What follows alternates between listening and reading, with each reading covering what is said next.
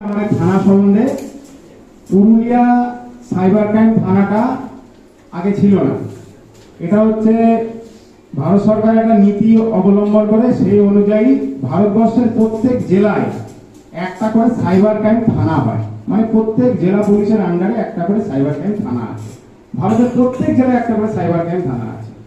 সেই হিসাবে আমাদের 2019 সালের 1 জুলাই পুরুলিয়া সাইবার ক্রাইম থানার সূচনা হয়, মানে কাজকর্ম শুরু হয়। এটা আমি একটু জানিয়ে দিলাম। আচ্ছা, আমার কথা হচ্ছে সাইবার ক্রাইম কেন, মানে সাইবার জিনিসটা কি? মানে তোমাদের মনে হচ্ছে না সাইবার নামটা সাইবার ক্রাইম মানে কি? মানে এই ইন্টারনেট, ফোন, এই সাইবার মানে এই সমস্ত জিনিস যুক্ত হতে হবে এবং সেটার মাধ্যমে যে ক্রাইম থাকবে হবে, ঠিক আছে, সেটাই কিন্তু সাইবার ক্রাইমের মধ্যে হবে। এবার সাইবার ক্রাইমের দুটো পার্ট আছে কিন্তু। একটা হচ্ছে কি আছে, মানিটারি ফ্রড, মানে তোমাদেরকে কেউ বোকা বানালো ফোন করে, সেটা হচ্ছে মানিটারি ফ্রড, এবং ফোন করে বোকা বানিয়ে টাকা নিয়ে নিল, এক্সটর্শন করলো। আর একটা কি আছে, সেটা তো এক্সটর্শন হয়, সেটা হচ্ছে সোশ্যাল মিডিয়া, মানে তোমার একটা ফেক আইডি বানিয়ে দিল, কেউ একটা খারাপ ছবি দিয়ে তোমার একটা আইডি বানালো এবং সেটা দিয়ে তোমাকে এক্সটর্ট করবে, এরকম হয় কিন্তু। তা এই দুই রকম সাইবার ক্রাইম একসাথে চলে। তা সাইবার ক্রাইম নিয়ে আমি একটা ছোট তথ্য দিই। ভারতে 2024 সালের একটা ডেটা আমি বলছে প্রত্যেক দিন 4200 মানে 4200 মানে 4200 সাইবার ক্রাইম হচ্ছে পার ডে। মানে মাসে কত? 1,25,000 থেকে প্রায় 1.5 লাখ, মানে কোনো মাসে কম হচ্ছে, বেশি হচ্ছে, ঠিক আছে। তাহলে এইরকম একটা এই আপনার ফোনে প্রথমে কল ফরওয়ার্ডিং করবে। কল ফরওয়ার্ডিং করলে কি হবে? আপনার ফোনের কল এবং মেসেজগুলো অন্য নম্বরে যাবে, ঠিক বলছি তো? হয়ে গেল। তাহলে এইবার কি করবে? আপনার যে ফোন পে, ওটার পাসওয়ার্ড চেঞ্জ করে দেবে। আপনার ফোনে তো এলো না কিছু, ফরওয়ার্ডিং করা নম্বরে চলে গেল, সেখান থেকে নিয়ে আপনার কিন্তু ফোন পে কিন্তু অলরেডি হ্যাক করে টাকা পয়সা যা আছে সব সরিয়ে দিল, ঠিক আছে। এইভাবে ওরা কিন্তু এই ক্রাইমগুলো করছে। তাহলে আমাদেরকে সতর্ক থাকতে হবে। এখন তো হোয়াটসঅ্যাপ পে বেরিয়ে গেছে, আরো বিপদ হয়ে গেছে। আমি একটা কথা বলবো এই প্রসঙ্গে সবাইকে, তোমরা নিশ্চয়ই জানো হোয়াটসঅ্যাপের টু স্টেপ ভেরিফিকেশন আছে, সেটা জানা আছে কারো? ওটা কিন্তু প্রত্যেকে করে নিতে হবে।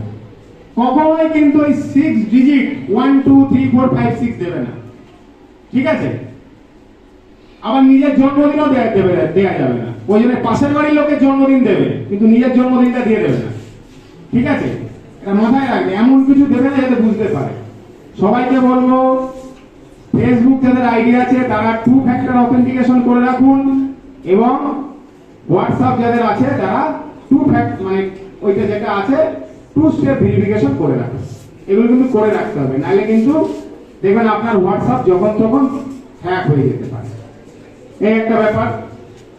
মিডিয়া থেকে যতটা সম্ভব দূরে থাকা যায় ভালো, যেহেতু তোমরা স্টুডেন্ট আছো, ওগুলো তো এমনি ইউজ করা ভালো নয়। তারপরে যদি ইউজ করতে হয়, ওই প্রাইভেট ডাটা কোথাও শেয়ার করবেন না। ফটোগুলো যখন শেয়ার করছেন মাথায় রাখবেন যে ফটোগুলো ক্লিয়ার ছবি কখনোই যাতে না শেয়ার করেন, সেটাই সবথেকে ভালো। কারণ ওই ছবিগুলোকে ওগুলো খারাপভাবে ইউজ করতে পারে।